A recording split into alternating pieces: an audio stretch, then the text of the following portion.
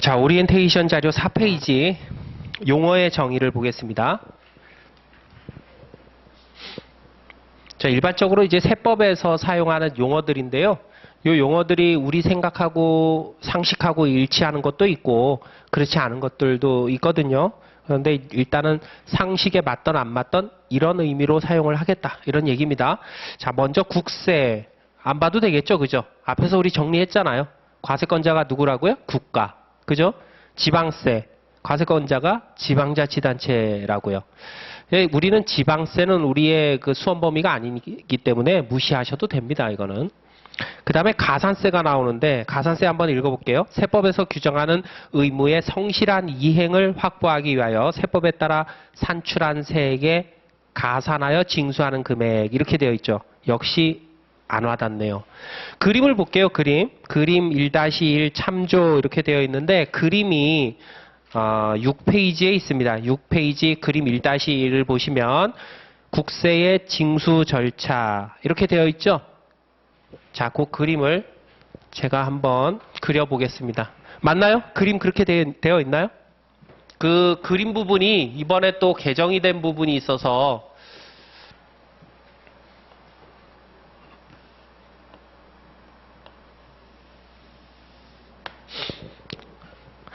자, 우리 세 가지 세목을 일단 구경을 했는데, 그죠? 부가가치세, 또 개별소비세, 주세, 내국소비세법 과목들입니다. 그런데 이 세 가지 세목 외에도 모든 세금의 종목에는요, 법에서 정한 언제까지 신고하세요 또는 언제까지 납부하세요라고 하는 기한이 정해져 있습니다. 기한. 그게 세법에서 정한 신고 납부 기한이라고 불러요. 기한 빨리 썼다 지울게요. 자, 우리 프롬에서 언제부터 언제까지 뭐뭐 하세요 이런 거 있잖아요. 그죠? 언제부터 언제까지를 우리는 기간이라고 부릅니다. 기간. 소득세는 5월 1일부터 5월 31일까지 신고하세요. 이런 거죠. 그죠? 그런데 그 마지막 투에 해당하는 거, 요게 뭐예요? 요게 기한이죠. 맞죠? 그죠? 우리 상식하고 똑같죠? 그래서 언제까지 신고하세요? 언제까지 납부하세요? 라고 하는 기한이 정해져 있습니다. 야, 갑돌아, 네가 내야 되는 세금은 10,000원이야. 그러니까 10,000원을 언제까지 신고하고 언제까지 납부해 이렇게 정해져 있다는 거죠. 그런데 요때까지 신고를 하고 납부를 하면 오케이예요. 그런데 이때까지 신고도 안 하고 납부도 안 해요. 그러면 신고하고 납부해야 되는 의무를 이행하지 않은 거죠. 거기에 가산세라는 게 붙습니다. 가산세가 붙어요. 그래서 예를 들면 신고를 안 했어요. 신고 불성실 가산세. 납부를 안 했어요. 납부 불성실 가산세. 다른 색깔로 구분을 해볼까요?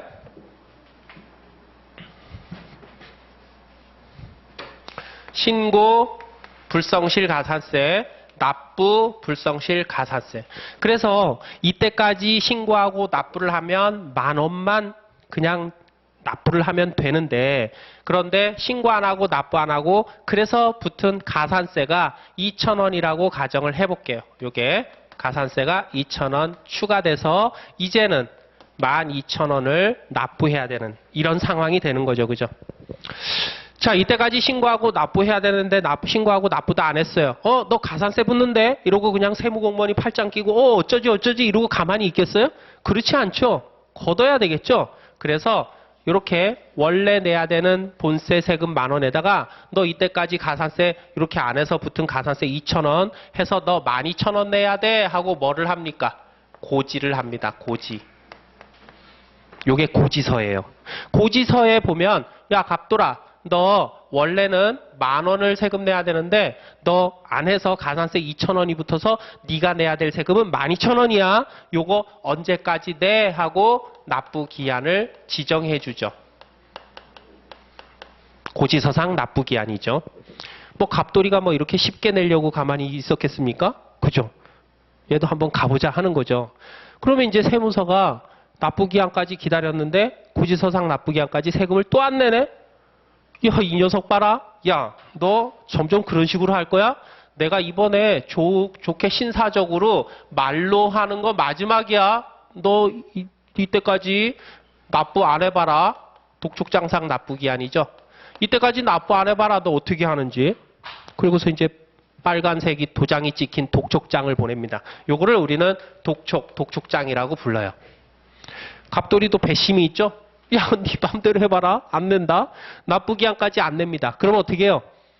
이제 세무공무원이 이제 팔을 걷어붙이고 트럭을 몰고 가죠. 트럭을 몰고 가지고 갑돌이한테 뭔가 돈 될 만한 재산이 있는지 없는지를 막 찾습니다. 막 솥단지도 열어보고 그죠? 땅도 파보고. 그래서 이제 돈 될 만한 게 있으면 어떻게 해요? 야, 싫어. 차에 실죠. 압류. 그거 가져와서 뭐 세무공무원들이 둘러앉아가지고 뭐 텔레비전 보고 낄낄거리고 있습니까? 아니죠. 팔아가지고 현금화 시키겠죠. 그걸 매각이라 그럽니다. 매각. 그 다음에 매각해서 돈을 회수하면 이제 세금 낼 거 충당하고 남은 게 있으면 돌려주고 부족하면 또 가서 압류할 거 찾고 뭐 이런 거죠. 그죠? 그 행위를 청산이라고 합니다. 청산. 그래서 세금이 안 냈을 때 납부기한, 독촉장상 납부기한까지 세금을 납부하지 않았을 때 이렇게 압류하고 매각하고 청산하는 이런 행위를 뭐라 그러느냐? 체납처분이라고 부릅니다. 체납처분. 그리고 이런 절차들을 체납처분 절차 이렇게 불러요. 체납처분 절차, 압류해서 운반해가지고 팔릴 때까지 보관하고 매각하고 청산하고 이런 절차 과정 중에 비용이 들어가겠죠. 요거를 체납처분비 이렇게 부르는 거예요. 구분할게요. 체납처분비.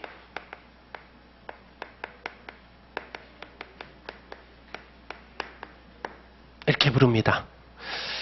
자, 지금 여기 체납이라고 하는 용어가 나왔는데 체납이 뭐예요? 얹혔다, 체했다 이런 얘기입니다. 납부해가지고 딱 해결돼야 되는데 납부를 못해가지고 딱 얹혀있는 상태. 납부하지 않고 이렇게 지체된 상태. 그게 체납이에요. 자, 그러면 우리가 지금 제가 국세 징수하는 절차를 칠판에 그렸는데요. 보면 언제까지 납부하세요라고 하는 기한이 세 가지가 나오죠. 이렇게. 그죠? 법정신고 납부기한, 법정 납부기한, 고지서상 납부기한, 독촉장상 납부기한. 그러면 납부해야 되는 기한까지 납부 안 했을 때 체납이 되는 건데 이 1, 2, 3, 세 가지 납부기한 중에 어느 납부기한까지 납부 안 했을 때 체납이라고 할까요? 교재에 있지만, 그죠? 고지서상 납부기한까지 납부를 안 했을 때 요때를 체납이라고 부릅니다. 체납. 이렇게. 자, 그래서 교재 용어의 정의로 가볼까요? 용어의 정의로 가셔서 가산세 다시 한번 봅니다. 세법에서 규정하는 의무의 성실한 이행을 확보하기 위해서 세법에 따라 산출한 세액에 가산하여 징수하는 금액. 이해되죠, 이제? 그죠? 야, 이때까지 의무 지켜. 신고하고 납부해. 안 했어? 가산세. 원래 세금에 더해서 징수하는 겁니다. 이게 가산세. 그 다음에 그 밑에 해결돼 있죠, 벌써. 체납처분비. 그죠? 얘야, 얘. 요 녀석. 요거. 국세징수법 중 체납처분에 관한 규정에 따른 재산을 압류하고 트럭으로 운반해가지고 보관하고 매각하면서 들어가는 비용. 요게 체납처분비입니다. 간단하게 얘기해서 체납처분 절차를 이행하면서 들어간 비용. 이거죠. 그죠? 자, 그런데 용어의 정의에는 안 실어놨지만 여기에 덧붙여서 이런 얘기를 해보겠습니다. 우리 세금은 내가 못 냈을 때 그 세금이 나와 어떤 관계에 있는 사람한테 떠안겨지는 세금이 있습니다. 요거는 이제 우리 그 부가가치세법하고는 좀 거리가 있는 국세기본법에 나오는 얘기인데 그냥 세금에 관한 전체적인 얘기니까 이해도를 높이기 위해서 그냥 여러분들한테 소개를 드리는 거예요. 듣고 잊어버리세요. 용어가 한두 개 우리 교재에 나올 수가 있습니다. 다시요. 갑돌이가 세금을 내야 되는데 갑돌이가 세금을 못 내는 형편이야. 그러면 갑돌이하고 어떤 일정한 관계 있는 사람한테 야, 갑돌이가 내야 될 세금이 얼만데 걔가 지금 낼 형편이 안 돼. 그러니까 네가 이거를 대신 납부해. 너 이런 관계 있잖아. 하면서 그 세금을 떠안는 이거를 그 납세 의무가 확장된다. 이렇게 부르고 내국소비세법 공부해 보신 학생들은 신탁 의무 중에 물적 납세 의무 있죠? 그게 납세 의무가 확장되는 거예요. 그 신탁 재산을 가지고 있는 그 수탁자가 신탁자의 그 위탁자의 납세 의무를 떠안는 거죠. 그게 물적 납세 의무고, 그래서 그렇게 납세 의무가 확장되는 경우가 있습니다. 자, 무슨 얘기를 하려고 그러냐면 고지서와 독촉장, 그 다음에 체납처분 절차가 진행이 되는데 이 고지서는요, 본래 납세 의무자한테 보내는 고지서를 고지서라 그러는 거야. 본래의 납세 의무자가 고지서상 납부기한까지 납부 안 했을 때 보내는 그런 서류를 독촉장이라고 부르는 거예요. 그런데 얘가 낼 형편이 못 돼. 그러면 누군가 얘와 일정한 관계에 있는 누군가가 그 세금을 떠안는다 그랬잖아. 걔한테 보내는 고지서는 고지서라고 얘기 안 해요. 뭐라 그러냐면 납부 통지서 이렇게 부릅니다. 아마 다음 시간 정도 아니면 심화학습 시간 정도에 요 용어 나올 겁니다. 그 다음에 본래 납세 의무자한테 보내는 서류를 독촉장이라고 하는 대신 일정한 관계 있는 사람한테 그 세금을 떠안겨서 그 사람한테 보내는 독촉장을 뭐라고 불러요? 납부 최고서라고 부릅니다. 그 오리엔테이션의 징수 절차 밑에다가 이렇게 메모 하나 해놓으세요. 똑같은 용어다. 똑같은 용어다. 즉 납부 통지서도 고지서예요. 납부 최고서도 독촉장이에요. 그런데 이거 누구한테 보내는 거예요? 본인한테 보내는 게 아니라 그 세금을 떠안은 제2차 납세 의무자들한테 보내는 게 고지서와 독촉장이라는 용어 대신 납부 통지서, 납부 최고서 이렇게 부르는 겁니다. 여기에 납부 최고서는 너 최고야 이게 아니에요. 독촉한다는 의미의 최고입니다. 그래서 용어 하나 더 추가를 해 두시고요. 자, 그 다음에 다시 4페이지로 오셔서 과세기간 볼까요? 과세기간. 과세기간은요, 이것도 말줄임이죠. 세금을 부과하기 위한 기간. 이런 의미예요. 과세기간. 그런데 여러분, 우리 이런 생각을 한번 해봅시다. 소득세를 예를 들어볼게요. 소득세를 예를 들어볼게요. 소득세는요, 벌어들인 소득에 대한 세금입니다. 그래서 개인이 벌어들인 소득에 대한 세금을 개인소득세라 그러고, 법인이 벌어들인 소득에 대한 세금을 법인소득세라 그래요. 뭐 더 이상 알 필요 없겠죠, 그죠? 그래서 소득세는 벌어들인 소득에 대한 세금인데, 원래 정확하게 벌어들인 소득에 대한 세금이 되려면 어떻게 해야 돼요? 갑돌이가 A라는 회사를 시작했습니다. 그러면 이때부터 시작! 사업 진행 이후에 A라는 회사를 폐업할 때까지, 이때까지 벌어들인 소득을 정확하게 계산해서 여기에 대해서 세금을 때려야 되는 게 이게 정확한 소득세 세금 아닙니까? 맞잖아요. 그죠? 그런데 만약에 얘가 폐업 안 하면요. 막 100년 기업, 200년 기업 이렇게 하면요. 그러면 나라는 야, 세금 이거 소득이 계산돼야 세금을 걷는데 소득이 빨리 계산돼야 되는데 그래서 뭐 국가라는 그런 단체가 그 구성원의 국민들이 운영하는 회사가 망하기를 기다릴 수는 없잖아요. 그죠? 그렇다고 이게 100년, 200년 딱 문을 닫았을 때 이걸 계산할 때까지 기다린다 그러면 나라를 운영할 때 수시로 돈이 필요할 텐데 그럼 국가는 어떻게 운영합니까? 그래서 과세기간이라는 걸 둔 겁니다. 원래는 이렇게 시작해가지고 문 닫을 때까지 벌어들인 소득에 대한 세금을 정확하게 계산해서 그 세금을 걷어들여야 되지만 그러면 국가가 운영이 안 돼. 그래서 어떻게 하는 거예요? 야, 이거는 맞는데 그런데 그러면 나라가 운영을 못하잖아. 지방자치단체 운영을 못하잖아. 그러니까 임의로 정하자. 임의로. 그래서 야, 이건 너무하지 않니? 그 대신에 요 기간 동안 임의적으로 정한 기간 동안의 소득세를 이렇게 내자. 이렇게. 또 임의적으로 이렇게 요 기간 동안 벌어들인 소득에 대해서 세금을 계산하자. 아니 그러면 여기 플러스고 요거 마이너스고 플러스고 이러면 나중에 통산되겠지. 이런 얘기입니다. 결론 이게 과세기간인데 과세기간은 뭐예요? 세금을 걷어들이기 위해서 임의적으로 설정한 기간입니다. 이해 가시죠? 세금 계산을 위해서 임의적으로 결정한 기간이다. 그게 과세기간이에요.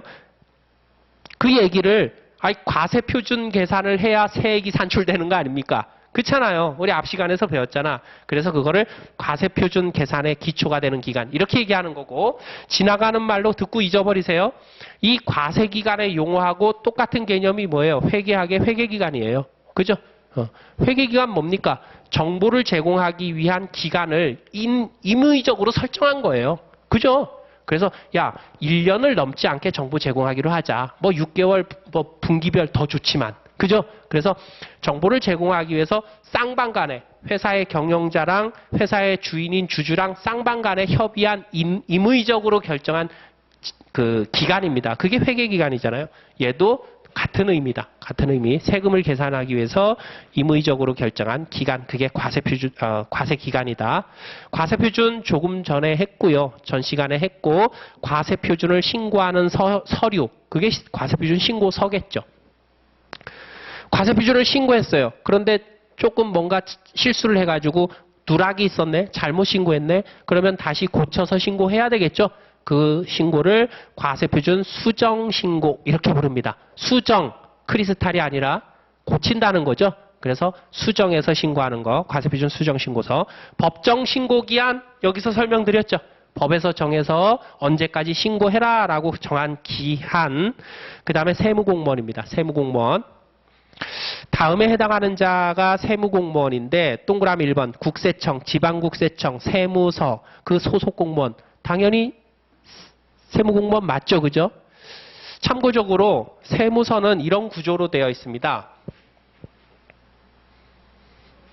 제일 위에요. 국세청이 있어요. 국세청 이게 이제 본청인데 본청은 세종시에 지금 있습니다. 세종시에. 그 다음에 국세청 산하에 지방국세청이라는 게 있어요. 6개 지방에 지방국세청이 있습니다.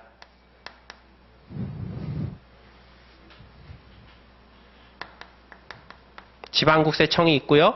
그 다음에 서울, 대전, 대구, 부산 이런 큰 광역시 위주로 지방국세청이 하나씩 있습니다.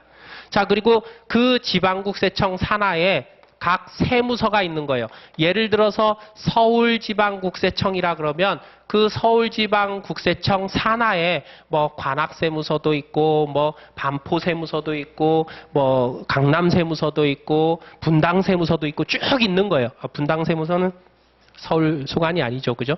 동작세무서도 있고 이렇게 있는 겁니다. 그래서 지금 세무서가 전국에 한 130개 정도 날마다 늘어납니다. 이게 이런 구성으로 되어 있고요. 이 과세관청이 다 어디 소관이냐면 기획재정부, 기재부 소관이에요. 그래서 전 시간에 법률, 시행령, 시행규칙, 시행규칙은 장관령으로 만든 법령이라 그랬잖아요. 그 장관이 기재부 장관이야. 세법은. 이런 구조로 되어 있습니다.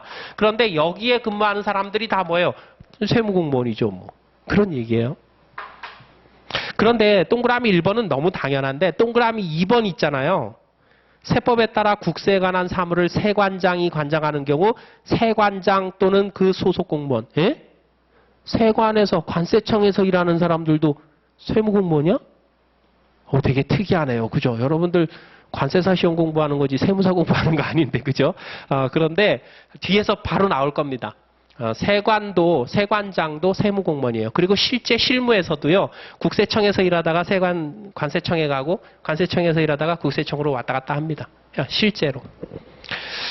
자, 동그라미 2번은 그냥 체크를 해 놓으시고, 바로 해결이 될 겁니다. 이해가 될 겁니다. 그 다음에 정보통신망요? 읽어볼게요. 정보통신망이 뭔지. 전기통신기본법에 따라 전기통신 설비를 활용하거나 전기통신 설비와 컴퓨터 및 컴퓨터의 이용 기술을 활용하여 정보를 수집, 가공, 저장, 검색, 송신 또는 수신하는 정보통신 체계. 이게 뭐지? 이게 뭐예요, 이거? 제가 강의를 한 10여 년 이상 해왔습니다. 그런데 이렇게 읽고서 이게 뭐예요 하는데 대답하는 학생 딱 한 명 만났습니다. 학교에서. 딱 한 명. 깜짝 놀랐어요. 이게 뭐죠? 뭘 얘기하는 겁니까? 인터넷이에요. 인터넷. 이게 인터넷이야. 그죠? 그래서 인터넷을 의미하는 겁니다. 정보통신망, 인터넷. 그 인터넷 얘기를 왜 하냐? 밑에 전자신고 때문에 하는 겁니다. 전자신고. 읽어볼게요. 과세표준신고서 등 국세기본법 또는 세법에 따른 신고 관련 서류를 국세청장이 정하여 고시하는 정보통신망을 이용하여 신고하는 거. 그러니까 세금 신고 납부를 어디서 한다는 거예요? 인터넷에서 한다는 거예요. 그걸 우린 뭐라 그런다? 전자신고라고 한다. 요즘은요, 서류로 세무서에 방문해가지고 일 보는 게 거의 없습니다. 모든 실무에 대한 그런 일처리가 다 전산으로 처리됩니다. 그래서 거기 5페이지에 보시면 국세청장이 고시하는 정보통신망을 이용해서 신고하는 거 이렇게 되어 있잖아요. 국세청에서 운영하는 정보통신망, 그게 이제 국세정보통신망 이렇게 되어 있는데 요거를 우리는 뭐라고 부르냐면 홈택스라고 불러요. 홈택스. 그래서 여러분들이 포털에다가 검색에 홈택스 하고 딱 입력을 하면요. 국세청이 운영하는 정보통신망, 그러니까 그 인터넷 사이트로 바로 연결이 됩니다. 거기 들어가면 뭐 신고, 납부 이런 카테고리가 쫙 있어요. 다 전산으로 한다는 거죠. 그래서 요 말 한번 의미를 보세요. 야, 세무서에 방문하지 말고 홈, 집에서 텍스, 세금에 관련된 거 처리해. 그래서 홈택스입니다, 얘가. 그죠? 여러분들도 나중에 이제 관세사 돼가지고 업무 처리할 때 사무실에서 다 전산으로 하잖아요. 그죠? 딱 관세청 막 가가지고 하는 그런 일은 거의 없겠죠. 세금도 마찬가지로 전자로 다 신고하고 납부합니다. 그것을 우리는 전자신고 이렇게 부르는 거죠. 자, 그 다음에 특수관계인입니다. 특수관계인은 왜 우리가 주의 깊게 보냐 하면 일반적으로 아무 관계가 없는 사람하고 거래할 때는요. 정상적인 돈을 주고 정상적인 물건을 가져오겠죠. 그죠? 그런데 나하고 뭔가 끈끈한 관계에 있는 사람들이야. 그러면 물건도 막 싸게 줄 거고요. 그죠? 싼 물건을 막 비싸게 팔기도 하고 이러겠죠. 그죠?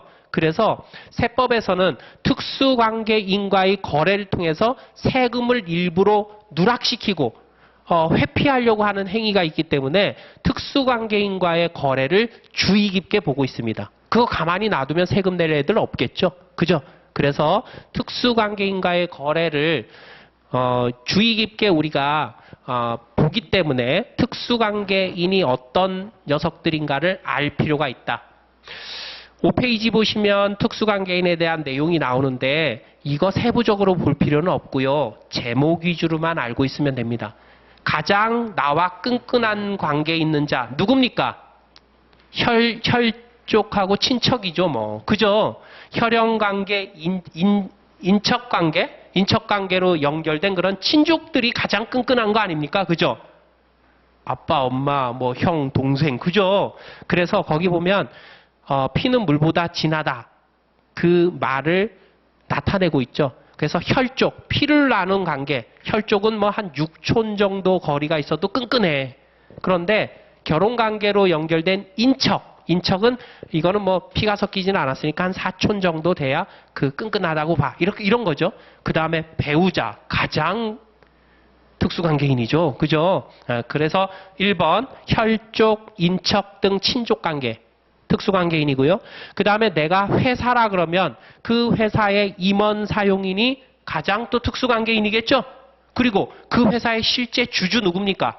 실제 주인 누굽니까? 주주 출자자잖아요. 그죠? 그러니까 3번 그 회사의 주주 출자자 등 경영지배 관계에 있는 자들이 특수관계인입니다. 그래서 제목 위주로만 기억을 해도 우리 시험에서는 충분하다. 그 세부적인 내용은 여러분들 잠 안 올 때 한번 읽어보세요. 그러면 잠이 잘 올 겁니다.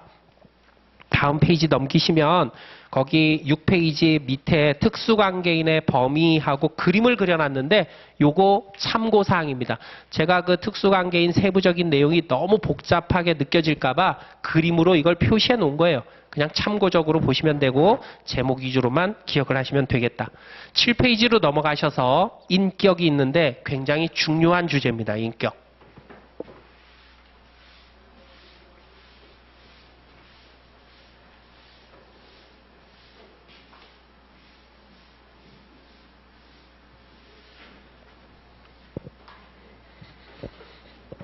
자, 세법에서는 인격이라는 얘기가 나오는데요. 이 인격은 그 사람의 사람 됨됨이, 인품, 이런 얘기가 아닙니다. 전혀 달라요. 세법에서 인격은요, 얘는 어떤 권리와 의무의 주체가 될 수 있는 자격을 얘기합니다.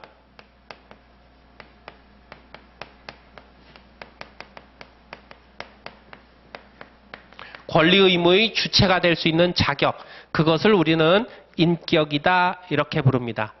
인격을 크게 구분하면요, 법인격과 개개의 인격, 개인격 이렇게 둘로 구분할 수가 있어요. 개별적인 인격이죠. 자, 얘는요, 권리 의무의 주체가 되는 거기 때문에 사람 인자를 씁니다. 근데 사람하고 똑같다고 보셔도 무방하겠지만 사람이 아닌 것도 있잖아요. 그죠? 권리 의무의 주체가 있다 이런 의미입니다. 법에서 인이라는 거는. 자, 그러면 인격에는 크게 둘로 구분하는데 인격을 얘는 법인이에요. 왜 법인입니까? 인격을 획득할 때요. 얘는요. 법적 절차를 통해서 밑에다가 쓸게요. 법적 절차를 통해 가지고 인격을 획득했기 때문에 그래서 법인이라고 부릅니다. 어떤 법적 절차요? 설립등기죠. 법인 설립등기. 그래서 법인은요, 법인 설립등기라는 것을 할 때 응예하고 인격체로 태어나는 겁니다. 권리 의무의 주체자로 태어나는 거예요. 그래서 그런 법인 설립등기인 법적 절차를 통해서 인격을 획득했다. 그래서 얘를 법인 이렇게 부르는 겁니다. 개인은요, 반면에 개인은요, 얘는 개별적인 인격을 가진 자예요. 누구예요? 저나 여러분들입니다. 저나 여러분들은 다 법적으로 권리 의무의 주체자들입니다. 그죠? 그런데 우리가 어떤 법적 절차를 통해 가지고 인격을 획득했나요? 아니에요. 우리는 권리자이면서 동시에 의무자인데 그 권리 의무의 주체가 되기 위해서 어떤 절차를 거친 적도 없어요. 우리가 한 거 아무것도 없습니다. 우리는 어떻게 인격을 획득했나요? 그냥 자연스럽게 엄마 뱃속에서 응애하고 10달 있다가 태어났더니 난 인격자가 되어 있네? 이거잖아요. 그죠? 그래서 얘네들을 자연스럽게 법적인 별도의 절차 없이 자연스럽게 인격을 획득했다 그래서 얘네들을 자연인 이렇게 부르는 겁니다. 저와 여러분들은 다 자연인이에요. 그리고 권리 의무의 주체가 되는 것들입니다. 자, 그러면 세법에서 세법으로 국한해서 왜 이렇게 인격을 구분하나요? 세법적인 측면에서 보면요. 인격을 법인격과 개인으로 구분하는 가장 큰 이유는요. 얘를 법인으로 구분했을 때 얘가 법인이면 법인세법을 적용하고 얘가 개인이면 소득세법을 적용하겠다는 의미입니다. 의도입니다. 그래서 인격을 구분하는 거예요. 세법에서는. 그런데 여러분 제가 인격을 얘기하면서 법인, 개인 이거 얘기하려고 이 얘기를 꺼냈을까요? 아니에요. 저는 이건 당연한 얘기고 제가 얘기하고 싶은 거는 얘도 아니고 얘도 아닌 어떤 가운데 있는 녀석. 얘 어떻게 할 거니? 그것을 소개를 하려고 이 얘기를 꺼낸 겁니다. 그러면 여러분 법인도 아니고 개인도 아닌 요 가운데 있는 어떤 녀석. 걔 뭐라고 부를까요? 제가 지금 얘기했죠? 법인도 아니고 개인도 아닌 개인이 아니면 얘는 사람이니까 얘는 어떤 집단 단체겠네. 그죠? 그래서 가운데 있는 애를 정말이에요? 안 믿는 표정인데 정말입니다. 가운데 있는 애를 법인도 아니고 개인도 아닌 단체 이렇게 부릅니다. 이 사람 아니잖아. 개인이 아니니까. 그죠? 그런데 여러분 법인도 아니고 개인도 아닌 단체? 개인이 아니니까 당연히 단체지. 중복되잖아요. 그래서 이거를 뭐라고 부르는 거예요? 법인 아닌 단체 이렇게 부르는 겁니다.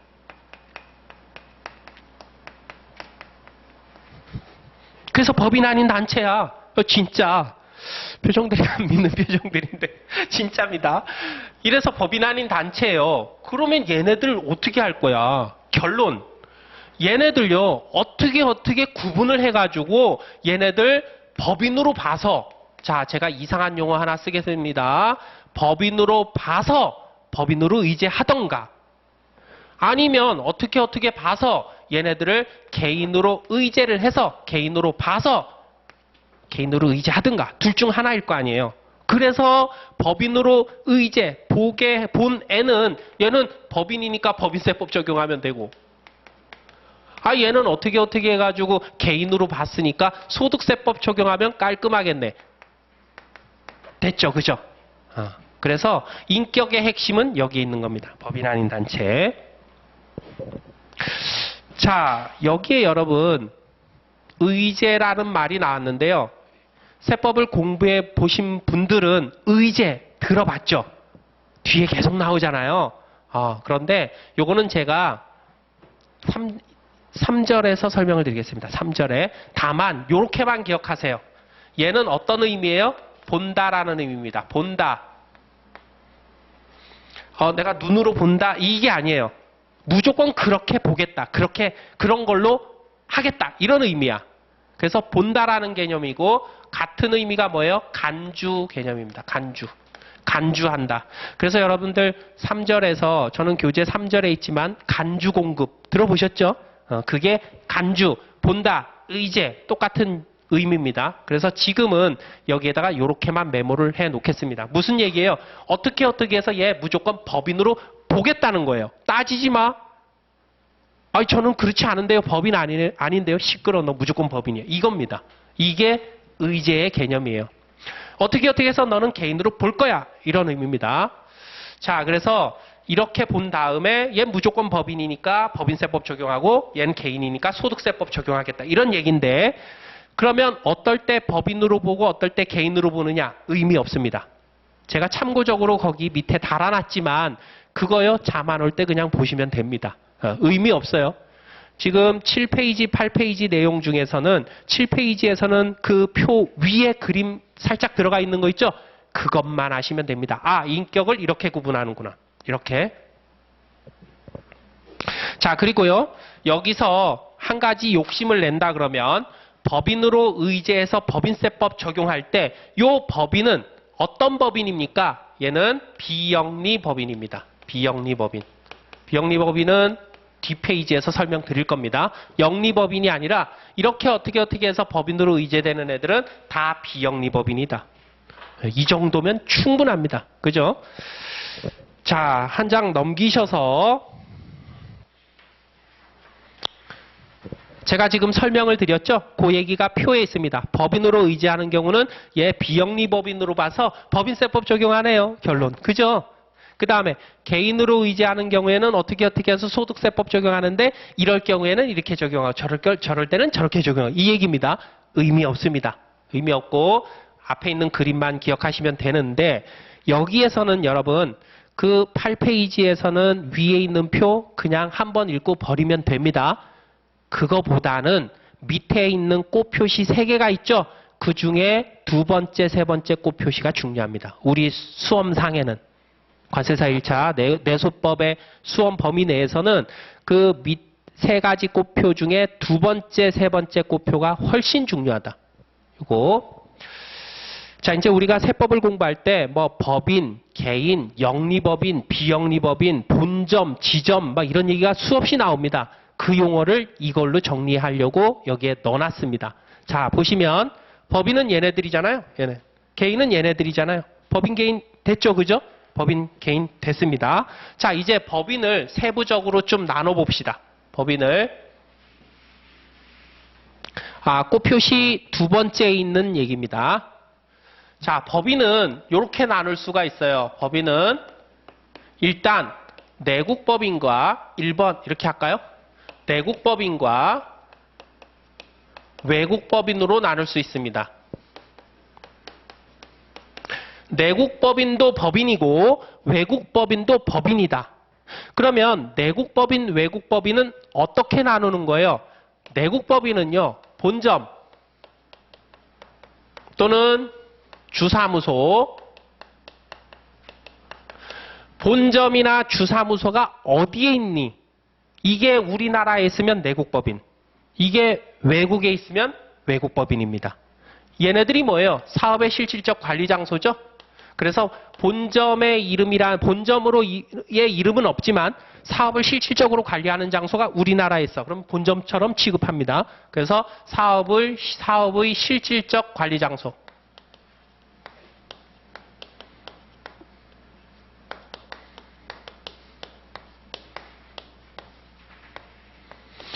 사업의 실질적 관리 장소, 본점 주사무소가 우리나라에 있으면 내국법인. 그게 외국에 있으면 외국법인입니다. 그러니까 야, 법인이 인격을 획득하려면 법적 절차, 설립등기라는 법적 절차를 거쳐야 되는데 그 설립등기 어디서 했니? 우리나라에서 했니? 미국에서 했니? 아무 의미가 없어.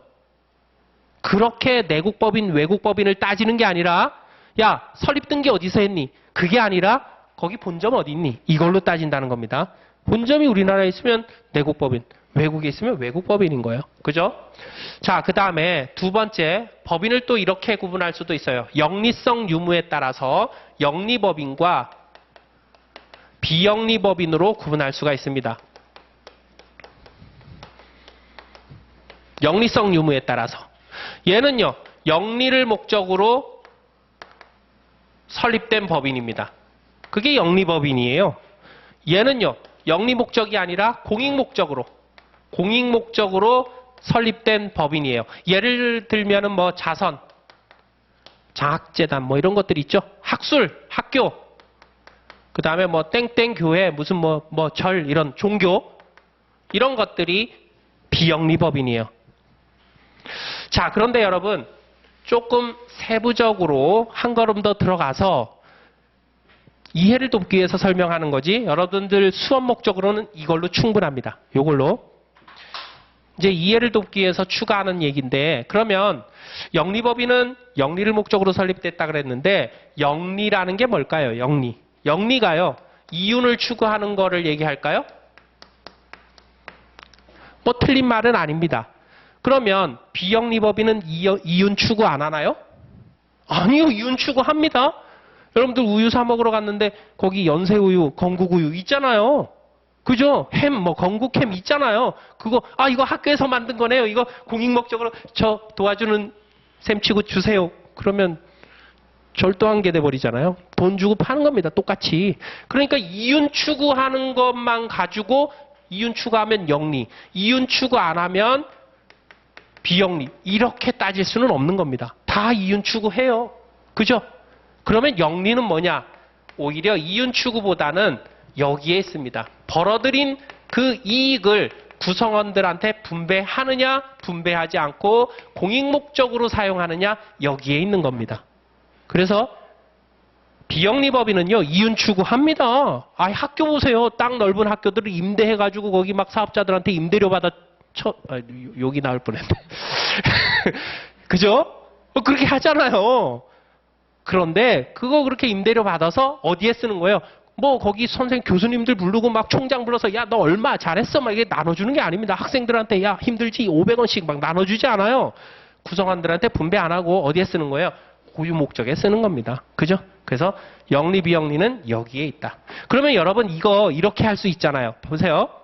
법인은 본점 주사무소가 어디에 있느냐, 즉 사업의 실질적 관리 장소가 어디 있느냐에 따라서 내국법인, 외국법인, 그죠? 그 다음에 영리 목적 유무에 따라서 영리 비영리로 나누잖아요. 그러면 이제 이거 막 섞을 수 있잖아. 어떻게? 영리 내국법인, 영리 외국법인, 비영리 내국법인, 비영리 외국법인, 그죠? 이렇게 가는 겁니다. 자, 그 다음에 개인.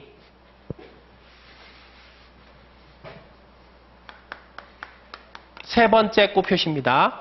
개인은요, 거주자와 비거주자로 구분합니다. 이런 용어가 많이 나와요, 세법에서. 자, 그런데 그냥 터프하게 대충 얘기를 해서 거주자는 내국법인 개념이고 비거주자는 외국법인 개념이다. 이러면 크게 틀리지 않아요. 크게. 네. 자, 그런데 용어 정의를 하다 보면 용어 정의를 해보면 거주자는 누가 거주자입니까? 얘는요, 국내에 주소를 두거나 183일 이상 거소를 둔 자, 얘가 거주자입니다. 얘가 아닌 애는 비거주자인 거죠. 그죠? 주소 뭐예요? 여러분들 주소 어디로 되어 있습니까? 다 시골로 되어 있습니까? 여러분들 저와 마찬가지로 다 시골 출신들이죠? 우리 서울에 유학 온 거죠? 그죠? 그래서 우리나라에 주소를 뒀으면 다 거주자인 거예요. 그러면 여기 주소를 안 두고 거소를 둔 자인데 거소는 뭐예요? 이것도 말줄임이죠. 주소까지는 아니지만 일정한 기간 이상 거주하는 장소. 그게 거소입니다. 거주하는 장소. 얼마 이상 거주하래요? 183일 이상 거소를 두면 거주자가 되는 겁니다. 이렇게. 그렇지 않으면 거주자가 아닌 자가 비거주자니까 거주자가 아닌 자가 비거주자다.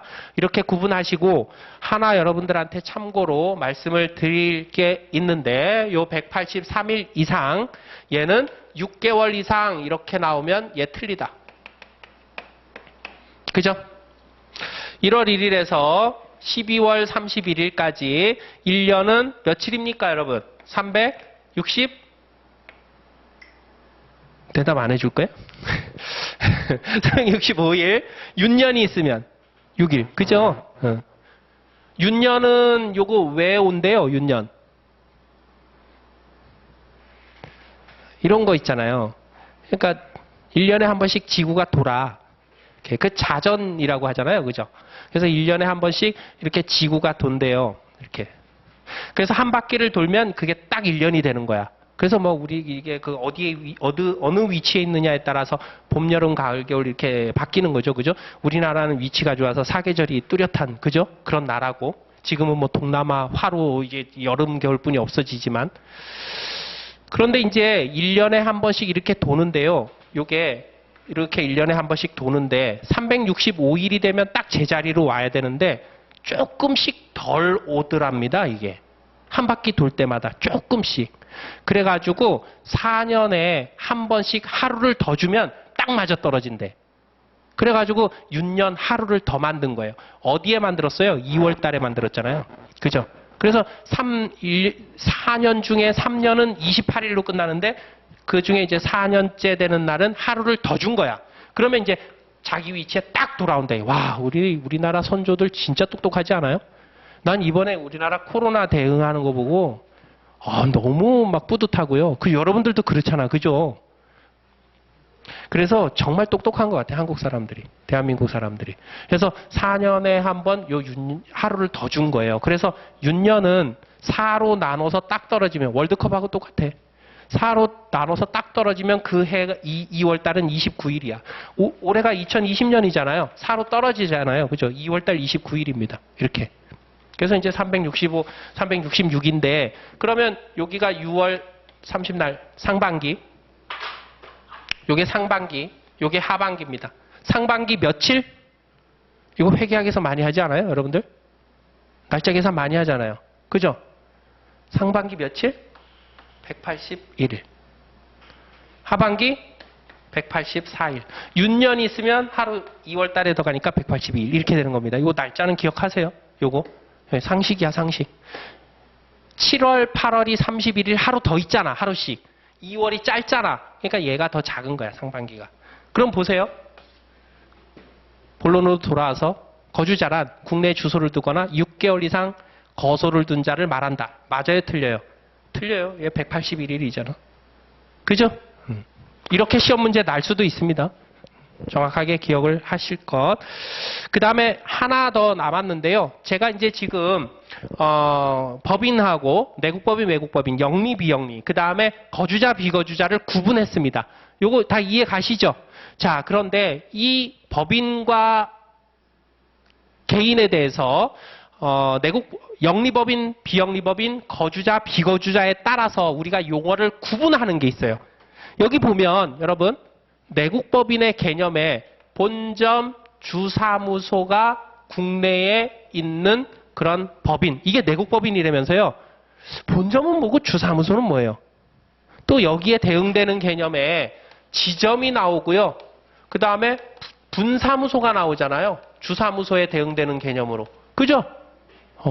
이거 어디에 본점을 쓰고 어디에 지점을 쓰고 또 어디에는 주사무소 쓰고 어디에는 분사무소 쓰고 이렇단 말이죠. 그래서 그 용어를 하나만 구분하고 마무리를 하겠습니다. 우리가 법인을 앞에서 배웠으니까요.